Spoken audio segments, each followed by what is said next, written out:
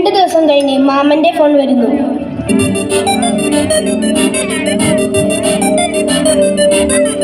ചേച്ചി, ഞാനാ ഉണ്ണിയ. എന്തൊക്കെയുണ്ട് വിശേഷം ചേച്ചി? എന്തു പറയാനാടാ ഉണ്ണി, അച്ഛൻ എപ്പോഴും മിണ്ടാതെ ഇരിക്കും,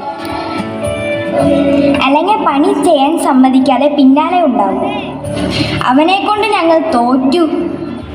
അതോർത്ത് ചേച്ചി വിഷമിക്കേണ്ട, ഒരാഴ്ച കഴിഞ്ഞാൽ ഞാൻ വരുന്നുണ്ട്. അവനെ സന്തോഷിപ്പിക്കാനുള്ള ഒരു സമ്മാനമായി വരാം. നമുക്ക് സെറ്റാക്കാന്നേ. ശരിയടാ, എന്നാൽ ഇവിടെ നിറയെ പണി കിടക്കുക. ഒരാഴ്ചയ്ക്ക് ശേഷം മാമൻ വരുന്നു. എടാ അച്ചു. മാമാ,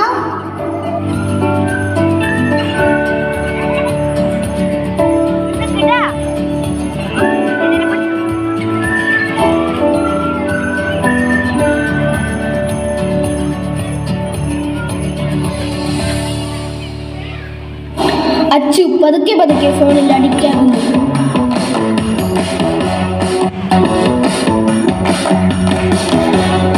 അച്ചുവിന്റെ സ്കൂളിലെ ഒരു ദിവസം.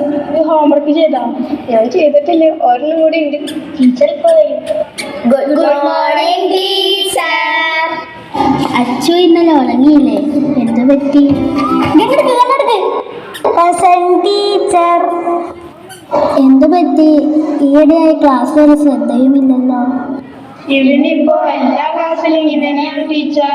ഞങ്ങളോട് ആരോടും മിണ്ടുന്നില്ല.